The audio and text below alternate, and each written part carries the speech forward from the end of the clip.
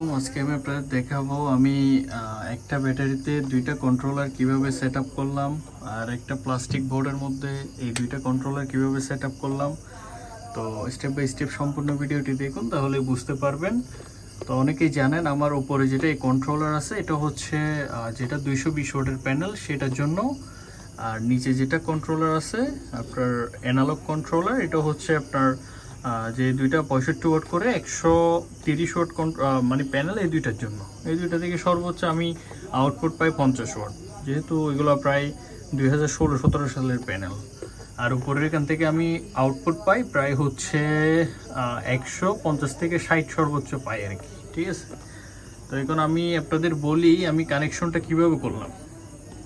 তো প্রথমত এই দুইটা তার হচ্ছে আমার 220 ওয়াট প্যানেলের যে মানে প্যানেলটা আছে 220 ওয়াট, সেটার জন্য এই দুইটা তার, এবং এই দুইটা হচ্ছে ব্যাটারির জন্য। এখন আমি কি করছি, এইখানের ব্যাটারির তার প্লাস এইখানের ব্যাটারির তার দুইটা কিন্তু ভিতরে এই টাইপের কানেক্টর দিয়ে এক জায়গায় করছি।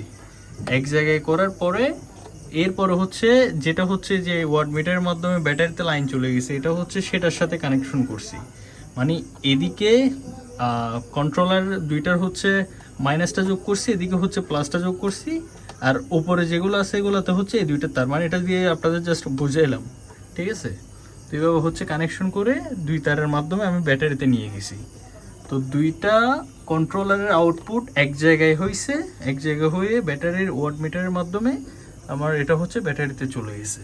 তো আপনারা অনেকে বলবেন যে আপনার এখানে তো দুইটা কন্ট্রোলার কি জন্য, আপনি তো চাইলে হচ্ছে একটা কন্ট্রোলারে একই আউটপুট প্যারালাল করে একই আউটপুট আপনি বের করে নিতে পারতেন। এখানে মেইনলি বিষয় হচ্ছে যে দুইটা প্যানেল এগুলো কিন্তু আলাদা আলাদা, এটা কিন্তু এক কোম্পানিরও না প্রথমত। দ্বিতীয়ত হচ্ছে এক বছর, মানে ধরেন এই বছর যদি দুইটা প্যানেলেই আমি নিতাম তাহলে দেখা যাচ্ছে যে মোটামুটি হয়ে যেত, যেহেতু এগুলো অনেক আগের প্যানেল, নতুন প্যানেলের সাথে এগুলো খাপ খাবে না যদিও, যার কারণে আমি আলাদা আলাদা কন্ট্রোলের মাধ্যমে এটা হচ্ছে ইয়েতে সাপ্লাই দিছি আর কি।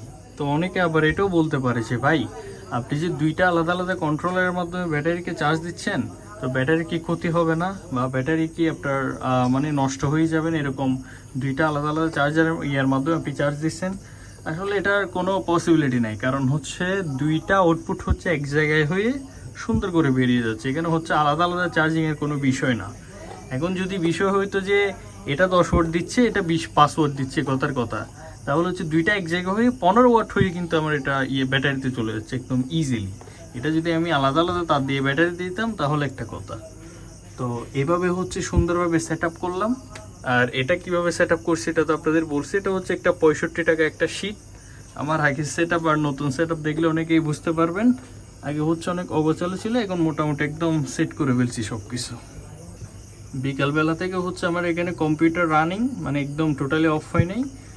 শুধু নামাজে যাওয়ার সময় একটু স্লিপ মোডে দিয়ে বারবার চলে গেছিলাম আর কি। তো এখন হচ্ছে প্রায় 12.1 ভোল্ট আছে, এখন বর্তমানে স্লিপ করা আছে। তো এই হচ্ছে কি অবস্থা,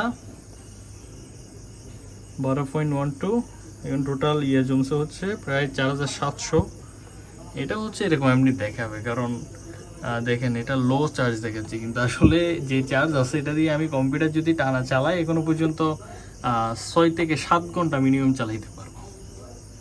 তো এই হচ্ছে দুইটা কন্ট্রোলারের অবস্থা। আপনাদের যদি কোনো প্রশ্ন থাকে অবশ্যই কমেন্ট বক্সে জানাবেন। আশা করি আপনাদের প্রশ্নের উত্তর সুন্দরভাবে দিতে পারছি, আর আশা করি আপনাদের কোনো ডাউট থাকবে না। আর ভিডিওটা কেমন লাগলো অবশ্যই কমেন্ট বক্সে লিখবেন। এরকম নিত্য নতুন ভিডিও পেতে আমার টেক অ্যান্ড পাওয়ার ভিডিও এবং হচ্ছে ইউটিউব চ্যানেলটি সাবস্ক্রাইব করে পাশেই থাকবেন। আসসালামু আলাইকুম।